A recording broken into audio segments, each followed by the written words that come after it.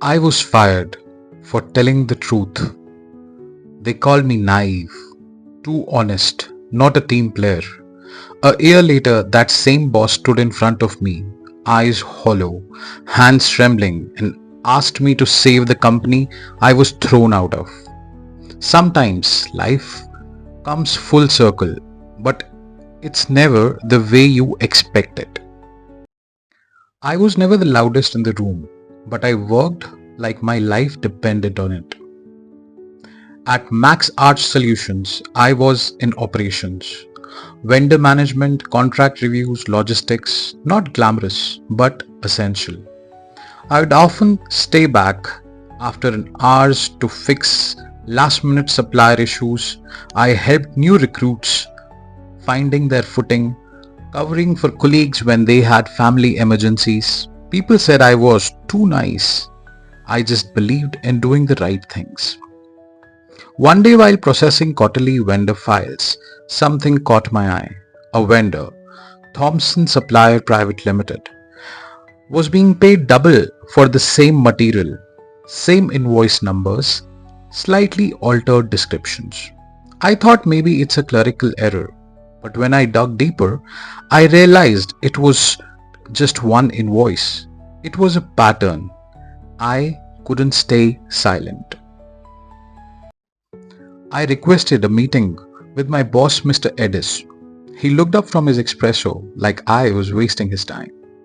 Sir, I found some irregularities in vendor bills. Someone overcharging the company. We might be losing millions. There was a long pause. Then he smiled. Appreciate your enthusiasm, he said. But don't get involved in accounts that aren't your responsibility. I was stunned. Isn't this the kind of things a responsible employee should report? That night I couldn't sleep. Something felt wrong. The next day I was called to HR. They said my attitude was causing discomfort, that my role had been restructured. I was being let go. I walked out of the office with a cardboard box and the bitter taste of betrayal. Those next months were brutal. No job, no referrals. I'd been labeled difficult in the industry. Companies do not want people who ask too many questions. I sold my old camera, cancelled my parents' health insurance. There were nights I couldn't afford dinner, but lied to my mother and said I had already eaten. There were moments I wanted to give up, but a small voice inside kept saying, "You didn't do anything wrong. You just stood for what's right." I started freelancing, helping small businesses clear up the operations, set up vendor systems and streamline cost. Slowly, word spread. Clients appreciated the honesty. I registered my own consulting firm, True Sync Ops. Just me, one laptop, one folding table, and a dream to build something real. Exactly 1 year after I was fired, Max Arc Solution hit the news. Top tech firm under investigation for internal fraud. Vendors inflated contracts, fake billings. Everything I had tried to warn them about. The CFO resigned, half the management team quit. And Mr. Edis? Well, he disappeared from LinkedIn for a while. And then I got the email. "Hi, I hope you're well. We're in a bit of situation. The board is looking for an outside consultant. Your name came up. Would you be willing to talk?" I stared at the screen. This man who had thrown me under the bus now needed me. We met in a small cafe, far from his glass-walled office. He looked tired, older, defeated. "I know what happened wasn't fair," he said, barely making eye contact. "But we need someone we can trust. The board wants full transparency." I didn't say anything, just looked at him.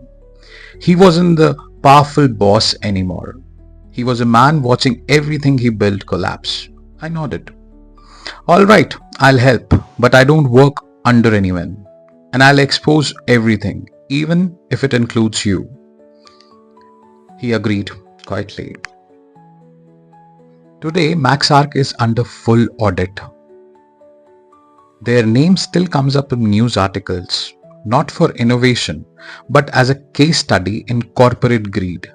Half the vendor network has been replaced, policies rewritten, legal cases pending.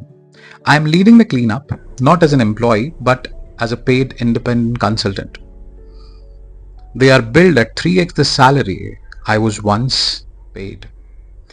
Every hour I worked is tracked, transparent, on my terms. And Mr. Edis? He's still around, but he doesn't run meetings anymore. He walks in late, stays quiet. The board watches him now, not with respect, but with suspicion. At a recent audit review, I laid our 47-page report line by line, exposing years of negligence. When I finished, there was silence in the room. I turned to Mr. Edis and said, "If only someone had seen this years ago." Oh wait, someone did. His face turned pale. He couldn't look up. That moment, that was justice. Here's what life taught me. Truth doesn't need permission. It doesn't always roar.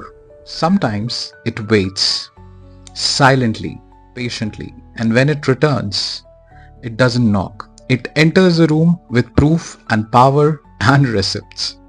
So if you are a person who was silenced, ignored, discarded, don't give up. One day you will sit across from the very people who underestimated you and won't need to raise your voice. Because success and truth speaks louder than any scream. And that right there is the moment they would realize they didn't just fire an employee. They created one person who could bring their empire crashing down. It's nice to tell you these stories which come from personal or friend experiences. I would like to know where you're listening these stories from, and we'll continue to entertain you and give you more stories like this. Let the justice prevail.